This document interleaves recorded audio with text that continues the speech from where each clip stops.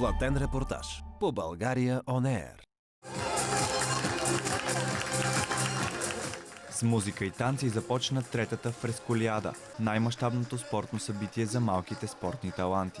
В церемонията по откриване участваха световните шампионки от ансамбъла по художествена гимнастика, Вардейският представителен духов оркестър, тримата български тенори и много други. Сред организаторите на събитието е златното момиче на България Ренета Камберова. Фресколиада е едно прекрасно събитие за деца. Знаете, то е вдъхновено от Олимпийските игри. Искаме да мотивираме децата да преследват мечтите си, наистина, защото всички ние сме били деца и всички ние сме имали мечти. Много си мечтаем те да дадат старт на някое детенце и след време то да вземе медал от истинските Олимпийски игри. Подкрепата си към развитието на младите спортисти изразиха редица посланици, представители на Българския олимпийски комитет, както и едни от най-успешните български спортисти. Те благодариха на компанията за млечни продукти Лакрима в лицето на Муханет Ал Нуаими и Русица Черкезова за възможностите за развитие, които предоставят.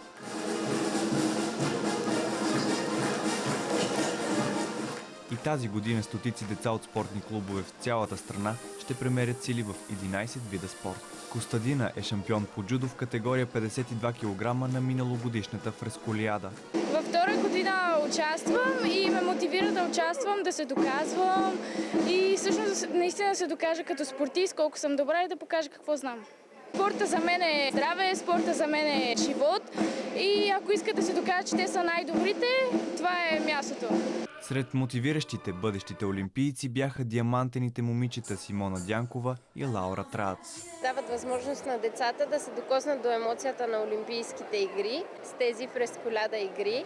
Спортът е изключително важен, защото дава много дисциплина, вяра в себе си. Ако продължаваме да сме упорити, да не се отказваме, мисля, че всеки може да успее.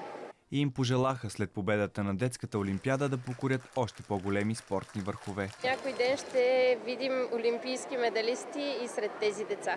Да се наслаждават на целия процес, да се трудят много, защото когато печелиш е прекрасно.